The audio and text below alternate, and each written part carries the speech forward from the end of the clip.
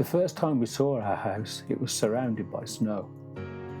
Although the house itself was in need of some serious updates, we couldn't see what was under the snow and weren't sure what was waiting for us when it melted. Our house was built in 1925, before the rest of the subdivision was developed, so we're the only corner house that faces east and west. We enjoyed beautiful sunlight most of the day and could see that we'd have a view of our entire backyard from our kitchen and family room.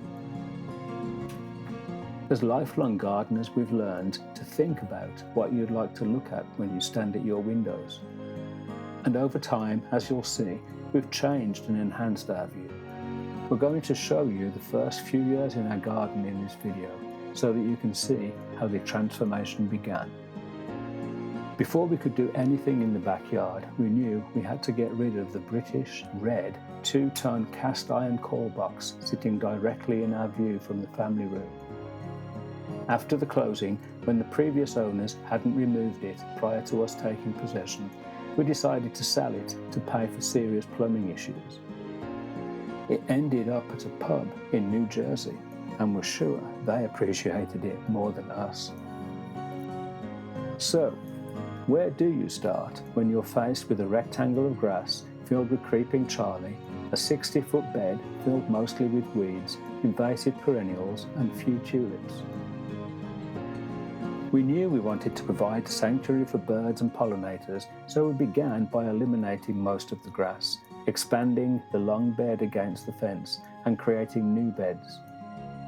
The fence bed contained some of our favourite perennials like purple coneflowers and Shasta daisies that we hope to keep, so we did our best to begin removing invasive orange daylilies and buckthorn seedlings.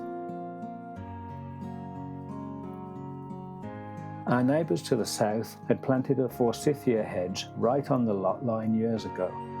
We decided to leave the hedge and create a large bed in front of the shrubs. We were able to remove all the grass ourselves during weekends since we both worked full-time.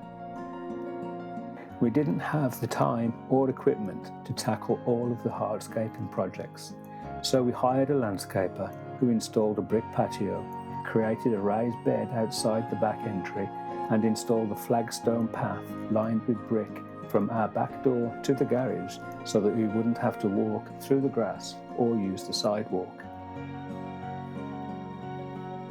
We began thinking about which trees, shrubs and perennials we'd like to plant in our newly designed beds and asked our landscaper to plant an eastern redbud and serviceberry, our first 2 new trees. Over the next 20 years, we would eventually plant a total of 37 trees.